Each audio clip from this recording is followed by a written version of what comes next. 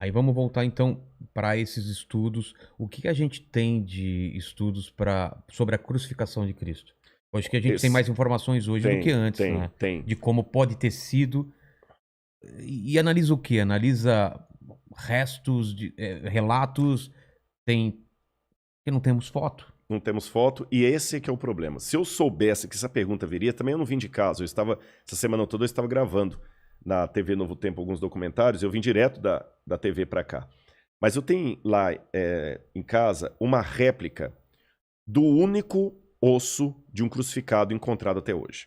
Ah, é? Só Só um, um? só um. Por quê? Boa pergunta. Os romanos, quando crucificavam as pessoas, eles não davam a Eles elas gostavam de crucificar. milhares e milhares. Em É. Jerusalém, na época da guerra do ano 70, Flávio Josefo, que é o historiador judeu do primeiro século, fala que eles, por dia, crucificavam 500 pessoas no entorno da cidade. Caramba. E quando começou a acabar a madeira, eles começaram a pregar as pessoas em árvores, aquela coisa toda e tal. Depois aumentou para 1000. E à noite eles punham fogo nos cadáveres, às vezes. Tá. Agora, a legislação romana, que ela está explícita em muitos textos, dizia que o condenado à morte de cruz, ele não tinha direito a um sepultamento digno. Que eram ladrões? Eram ladrões, assaltantes, revolucionários, então a cruz era para ser Todo mundo que é contra um o Império exemplo Romano era crucificado. crucificado. Tá, Então o que acontece? Aliás, antes de entrar até nessa questão do que acontecia com o crucificado, tá. a cruz era uma coisa tão abjeta que Plautus lembra numa das suas... E Plautus era comediante Ah, é? romano, era um satírico. Ele criou peças de teatro falando da crucifixão dos escravos. E ele chegou a mencionar que a palavra crux era tão terrível que ela virava um xingamento, um palavrão. Ou seja, se eu estivesse falando o latim clássico do tempo romano, eu tinha acabado de falar um palavrão aqui, crux. Crux, em latim. O que significava cruz seria um palavrão. Isso era um palavrão. Porque era uma coisa tão hedionda que você citar aquilo... Aliás, o Cícero, quando ele estava defendendo um homem chamado Rabírios, que era um cidadão romano que estava com o risco de ser condenado à cruz, Cícero falou que lembrou ao auditório que a palavra crux não deveria nem ser mencionada num ambiente onde houvesse uma mulher de respeito. Caramba. E ele conseguiu uma jurisprudência... Era uma coisa suja. Suja. Cícero conseguiu uma jurisprudência para que ninguém que fosse cidadão romano pudesse ser condenado à morte de cruz. Tá certo?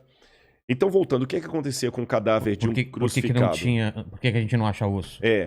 Os corpos de crucificados eram jogados num lixão cheio de areia para literalmente entrar em putrefação. Esse lugar era chamado de putenescum. O próprio nome putenescum lembra um palavrão muito comum por aí. Não, mas tem também não sei o que é a putanesca, não tem? Um tempero, não sei o que. É um tempero. Não sei o que é a putanesca. Eu também não sei. Mas de qualquer maneira, em latim, essa palavra significa putrefazer. Tá. Então o corpo era jogado naquele piscinão de areia ali. Vinham abutres, árvores de rapina, comiam os restos. Era um mau cheiro tremendo. Então, uma pessoa que era crucificada nunca ia ser sepultada. Então você não acha os ossos dela. Mas eles eram esmagados? Não. Jogava o corpo lá para ir se desfazendo com o tempo. Caramba. É como se você pegasse Hoje a vigilância sanitária não permite isso, mas é como se você pegasse um cachorro que morreu, pega, põe num saco de lixo e joga lá no lixão e deixa o verme comer, nem enterra. É lógico que hoje a vigilância sanitária não permite isso, mas eu digo, na época não tinha. Então o mau cheiro era terrível e tinha esses lugares ali. Agora nós temos duas exceções à regra. Uma delas é Jesus, segundo o Evangelho. Ele não foi jogado nesse lugar. Jogado nesse lugar. A outra exceção, que até comprova a possibilidade de Jesus ter sido uma exceção, foi descoberta em 1967, depois da Guerra de 6 Dias. Jerusalém foi ocupada ou retomada pelos israelenses. Eles expulsaram os jordanianos, fizeram um acordo com os palestinos, com os árabes locais, colocaram a bandeira ali e Moshe Dayan conquistou a cidade de Jerusalém. Então começaram agora a ampliar bairros em Jerusalém para fazer o assentamento dos judeus. E num bairro chamado Givat HaMivtar, que significa algo como Colina das Flores, ali, estavam construindo um assentamento judeu. Quando os tratores bateram numa laje, que era a laje de um túmulo do primeiro século. da época de Cristo. A gente chama em arqueologia da época do Segundo Templo.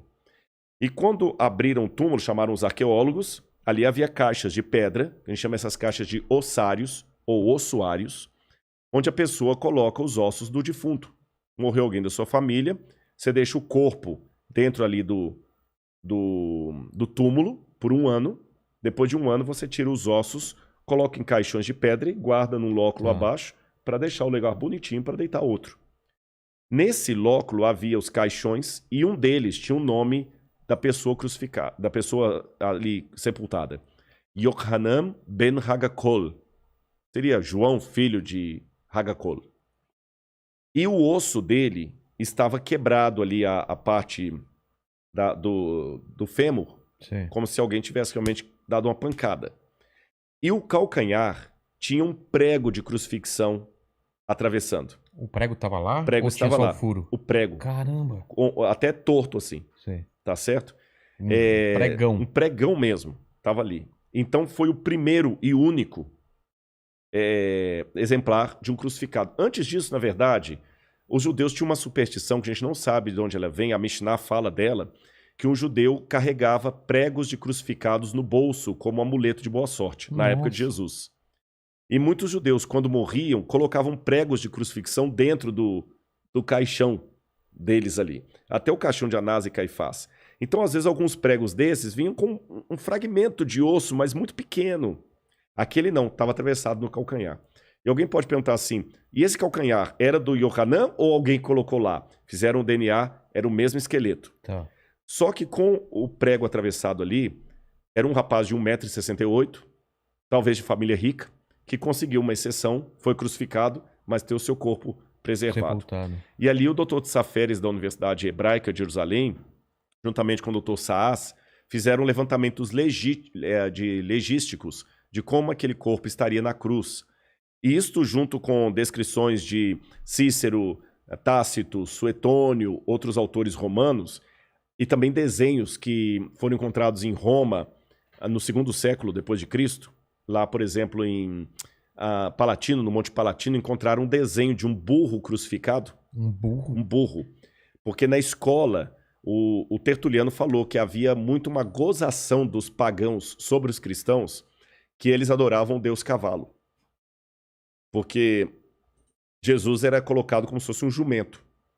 Então, na escola de Palatino, uma escola de crianças ricas, eles desenharam um grafite na parede, um burro crucificado.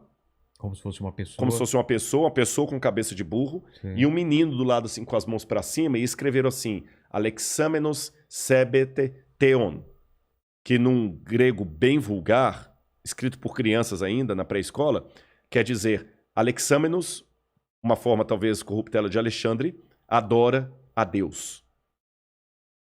Nós temos também um desenho também que foi encontrado numa taverna de uma mulher também crucificada, de costas. Então, levantando tudo isso, o que a gente sabe? A morte da cruz era uma morte dolorosa, terrível.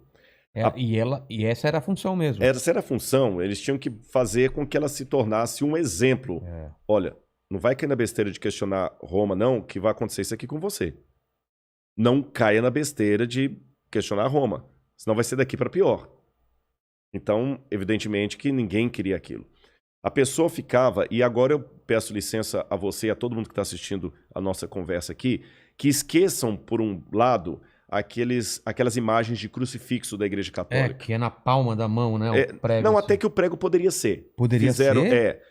Tem duas possibilidades. Eu achei que tinha que ser no pulso, né? Muita gente acreditou que seria no pulso, porque pensavam que se colocasse na palma da mão, rasgaria com peso. Mas a postura que a pessoa ficava, o crucificado, primeiro que havia vários tipos de cruz. Você tinha a timissa, a comissa, a decussata. Eu vou falar da cruz latina, que é mais provável ter sido essa cruz de Jesus. Que é o que a gente conhece. Que é a que a gente conhece. Ele colocava os pés... Deixa-me ver alguma coisa para ilustrar aqui. O que você precisa? Um canudo, não? Não, isso aqui resolve. Tá. Imagina que isso aqui é o madeiro da cruz. O que é madeira? A madeira da cruz mesmo. A madeira. A principal, que a gente chama de stips. Tá. Stips. Se você tiver um canudo aí vai ser melhor, então. Dá 2 então, por favor. Ele tinha o stips, que ficava assim, tá bom? E o patibulum, que ficava assim. Tá. O patíbulo era a parte que a pessoa carregava. Essa daqui. Esse é o travessão. Tá. Ele carregava o travessão até a cruz, até o local do crucifixão, com a mão aqui assim. E eles penduravam aqui no pescoço da pessoa uma placa de madeira com a inscrição da condenação dele. Do crime. Do crime, bandido e tudo mais. Essa placa, essa inscrição chamava-se titulus, em latim. E essa placa chamava-se tabuli. Tabuli, de onde vem a palavra tábua. Tábua. E quem escrevia a inscrição na tabuli era o tabeliones. Daí que vem a palavra tabelião. Caramba. Então hoje quando você vai a um cartório de ofício, de registros, o tabelião era o cara que escrevia sentença de morte na tábule, por isso é tabelião, da tábua, escreveu títulos ali. E Pilatos também escreveu, né? Jesus de Nazaré, rei dos judeus, em latim, grego e hebraico. Mas foi uma certa ironia. Ironia com os judeus, com certeza. Então Jesus carregou aquela tábua aqui e o patíbulo, que era o travessão. Quando chegava lá, eles montavam a coisa... Amarravam, montavam, crucificavam a pessoa. Se quiser colocar aqui, tem uma câmera aqui em cima também. E aqui levantavam a cruz. Acho melhor você levantar só para o pessoal. Você já sabe onde está justamente a cruz, a câmera posicionada. Agora um detalhe, a pessoa que era colocada aqui, aí aqui eu vou precisar, só me orienta se eu estou apontando para o lugar certo. Não, é para essa câmera. É para essa aqui, olha. Os pés da pessoa eram pregados um desse lado, o outro do outro lado. Ah, assim? Assim. Por isso que eu ilustrei aqui, ó. Como se fosse um cavalo. Como se fosse um cavalo. Ela montava aqui, ó. E aqui no meio tinha um pequeno banco chamado sedícula. Uma saidinha. Uma saidinha que a pessoa apoiava ali. A bunda? A bumbum? Exatamente, claro. Apoiava ali e ficava com as mãos dessa posição. Então não era tanto peso aqui para segurar. E alguns casos, a pessoa nem tinha a crucifixão com os pregos mostrados para cá, a palma. Ele ficava com a mão por trás? Por trás, assim, eles crucificavam aqui. Tá. Agora, se você perceber, a minha voz mudou de tom quando eu fiz esse gesto.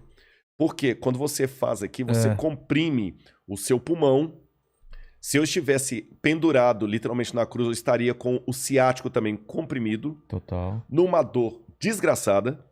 E segurando o pé mal apoiando do lado. Mal apoiando do lado, você segurando ali. E para você poder respirar, eu não estou fazendo aqui um exercício, é de verdade.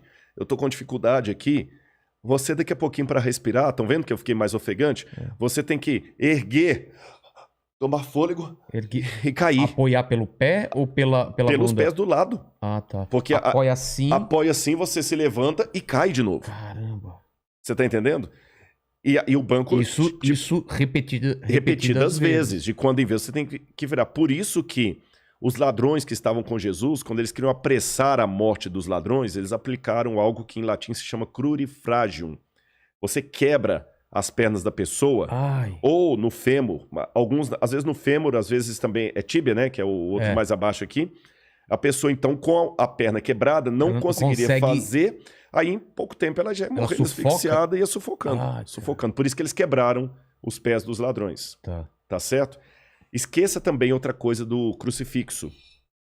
O condenado não era colocado ali com um paninho cobrindo... as partes íntimas dele. Ele ficava completamente nu. Era pra... É pra humilhar mesmo. Você tá acha que Jesus também? Totalmente. É mesmo? Totalmente. E eu vou piorar a coisa pra você aqui. Caramba, isso eu nunca tinha ouvido.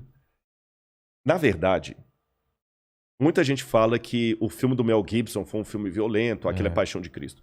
Eu digo, é o filme que eu daria nota 10. De representação? De representação. Porque a crucifixão de Jesus foi dali pra pior. Você tá entendendo? Agora... eu vou fazer uma pergunta, Vilela, que você não fez, mas eu faria se eu estivesse ouvindo esse discurso e fosse uma pessoa descrente. Eu, Rodrigo, faria essa pergunta. Vou pedir licença para eu fazê-la aqui em retórica. Tá bom. Foi terrível a morte de Jesus, ele sofreu pra caramba. Pô, que pena, coitado. Mas você mesmo admitiu que os romanos crucificaram milhares, não posso falar milhões, mas milhares de pessoas. E foi mais um. Entendi. Qual a diferença? Aqui que entra um lado do evangelho trazido pelo apóstolo Paulo e que as pessoas não conseguem entender a menos que queiram mudar de vida. Lembra a parábola que eu falei da árvore que não quer soltar as Sim. folhas no inverno e no outono? Paulo dizia que Cristo experimentou a morte por todos os homens. O que significa isso? Deus, vamos trabalhar pelo menos por um pouco, vou pedir licença a todo mundo que não acredita em religião, nem Deus, nem nada, para permitir eu fazer um raciocínio apenas partindo de dois pressupostos aqui. Deixa eu trabalhar pelo menos com a possibilidade de que exista Deus.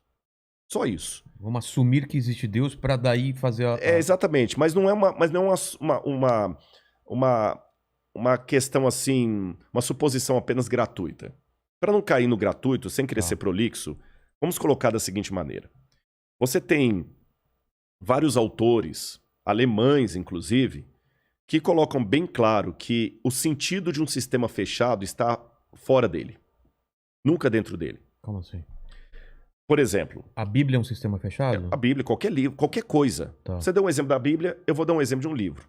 Vamos supor que esse livro que eu te dei aqui, ao invés de ser um livro de filosofia e teologia, fosse um livro de física. Tá. Tá bom? Pega o livro para mim aqui. O livro é um sistema fechado. Tá bom? Tá bom? É um sistema fechado. Por que eu sei que ele é fechado? Porque ele tem bordas, ele tem limite, ele não é infinito. Ah, tá. Ele é infinito. E se fosse um livro de física, aqui dentro dele está cheio de regras, fórmulas, etc. Só que se você fosse um ácaro vivendo dentro desse livro, você jamais conseguiria ver o sentido do que ele diz dentro dele mesmo. Sim. As fórmulas dele só fazem sentido fora dele. É o que está fora dele que comprova o que está dentro dele, porque ele é um sistema fechado. Certo. Outro exemplo que eu posso dar para facilitar também, o cartão de crédito. O cartão de crédito é um sistema fechado, ele tem limites. O que dá sentido por cartão de crédito é o sistema bancário, sistema econômico, crédito, coisas que estão fora do cartão. E assim vale para tudo o que eu poderia dizer para vocês. Tudo, tudo, tudo. Isso é uma questão filosófica e física também, não é só da filosofia, que praticamente não há margem para discussão. O sentido de um sistema fechado está fora dele. Tá bom? Agora, o universo não é infinito. Alguns colocam que é um sistema aberto, mas para termos de delimitação, o universo é um sistema fechado. Ele tem bordas. Se o universo fosse infinito, ele não poderia estar em expansão. Certo. Se a própria teoria do Big Bang diz que ele está expandindo, então ele não é infinito. Se ele fosse infinito, não tinha para onde ele expandir. Já era tudo. Já era tudo. Então o universo é como esse livro. A única diferença é que eu sou maior que o livro, e no caso é o universo que é maior do que eu. Tá. Se o universo é fechado, para o universo ter um sentido, esse sentido tem que estar fora dele. Mas se, como dizia Carl Sagan, o universo é tudo que houve, é e será, então qual o sentido da vida? Tem que ter algo fora do universo para conferir sentido ao universo. Se não houver uma física fora do livro de física, nenhuma fórmula dele tem sentido. Se não houver um sistema de crédito fora do cartão de crédito, ele não tem sentido. Se eu levar um cartão de crédito para a Idade Média, ele não vai fazer nada. Porque o sentido dele está fora dele. Então o universo, para funcionar, para ter sentido, tem que ter algo fora dele. Aí que eu peço licença para trabalhar com a hipótese de Deus. E Deus, ele estabelece leis para a organização do universo. Quando essas leis são quebradas, muito caos acontece. E as pessoas têm que entender o seguinte: o mal, nesse sentido, é semelhante ao frio e às trevas para a física. Você sabe que o frio não existe, né? É a ausência de calor. Ausência de calor. Também não existem trevas, é a ausência de luz. Também não existe mal, existe a ausência de Deus. Assim como a ausência de calor traz a sensação do frio, assim como a ausência de luz traz a sensação do escuro, a ausência de Deus traz a sensação do caos. E quando a humanidade quebrou as leis de Deus, ela optou por viver sem Deus, desde os primórdios. E viver sem Deus é viver no caos, é a morte eterna. Mas muitos da humanidade não queriam morrer. O nosso próprio genitor, o nosso ancestral, não queria morrer. O Gênesis mostra lá Adão tentando se cobrir com folhas de figueira, porque ele não queria ficar nu, nem Eva. Aí entra o detalhe que Paulo vai fazer uma análise soteriológica maravilhosa. Se você pisar na bola comigo, eu posso... Não, Vilela, perdoa, tudo bem, não tem problema não. Mas no caso de Deus, não basta falar perdoa. A história de Deus seria semelhante a de um rei que colocou no reino dele a seguinte regra. Se alguém for apanhado roubando, vai ter os 2 olhos arrancados. Ninguém roubava. Você podia dormir com a porta aberta, não tinha cadeado, a delegacia ficava vazia, porque ninguém roubava, ninguém queria ter os olhos arrancados. Um dia os guardas trouxeram um rapaz que tinha acabado de roubar.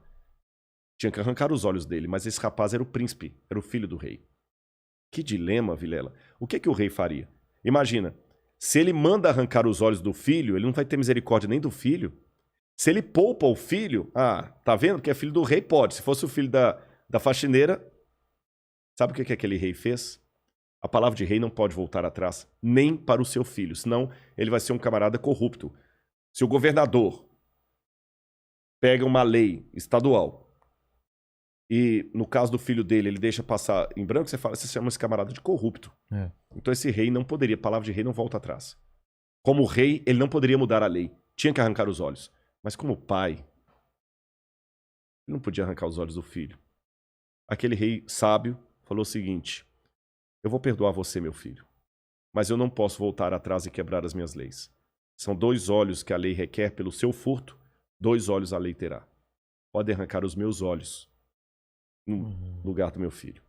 É aí que a segunda pessoa da divindade, que o credo cristão chama de Jesus, estando em pé de igualdade com Deus, ele assumiu a forma de filho de Deus.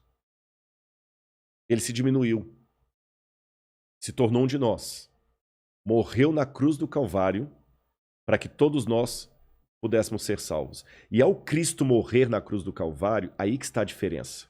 A cruz não significava nem 1/10 do sofrimento maior que ele teve, que foi a ruptura com o Pai.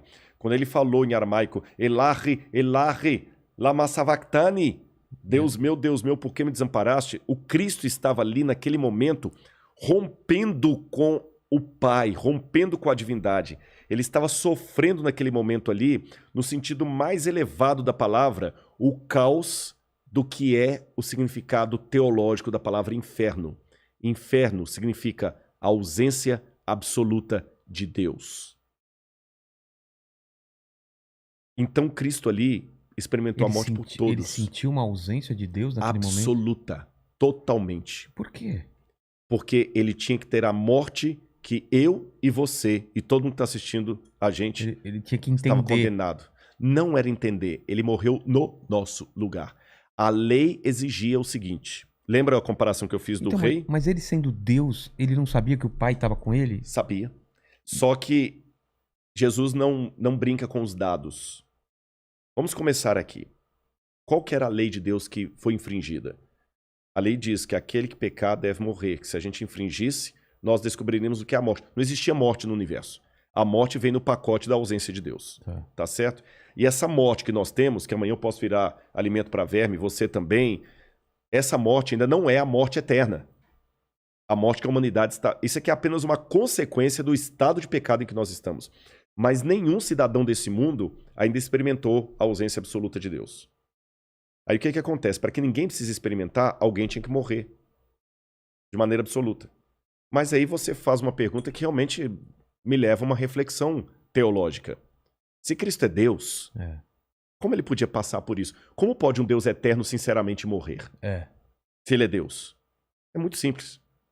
Já que imaginar não paga imposto, eu vou imaginar que eu tenha um Porsche do mais caro, daqueles que em Miami tem um monte na rua, sabe? Sim. Que um dia até botei no Instagram assim, vendo um Porsche. Só que eu estava vendo um Porsche. Se eu tivesse um Porsche do mais caro do mundo, você me vê com um carro passando aqui na rua e tudo, pô, que carrão, Rodrigo, pô, cara, massa demais e tudo e tal. Aí um belo dia, você me vê subindo aqui no condomínio, a pé, conversando com o Mandíbula. Tá. Aí você fala assim, pô, Rodrigo, cadê o Porsche? Tá na garagem. Por quê? É porque o Mandíbula, por alguma razão, vou criar aqui, viu, Mandíbula? Tá. Ele tá com um problema aí, coitado, ele foi abusado na infância. Ô, louco! Foi dentro de um carro. Podia ter criado outro problema. Mas tudo bem, já que foi criado esse problema.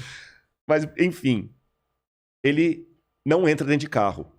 Ah, ele tem um problema, uma fobia. Mas ele precisa caminhar comigo aqui no condomínio para trazê-lo até aqui. Então o único jeito que eu tive de vir com ele até aqui é deixando o meu carro na garagem.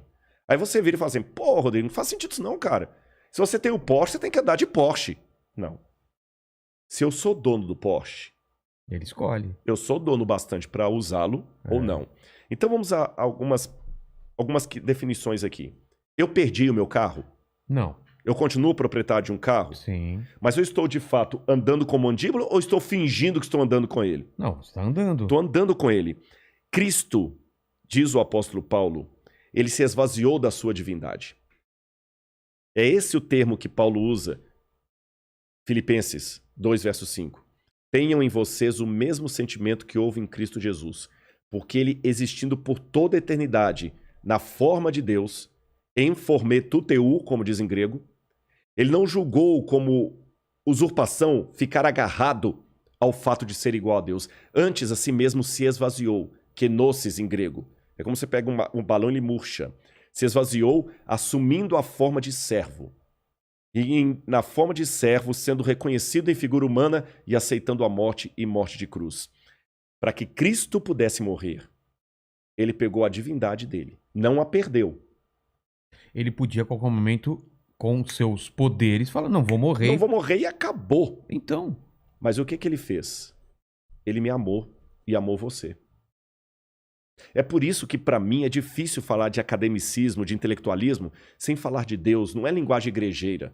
Paulo, eu sei que muita gente talvez vai parar de assistir a nosso bate-papo agora e outros talvez vão até interessar.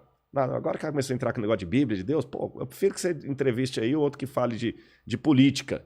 Você tá entendendo?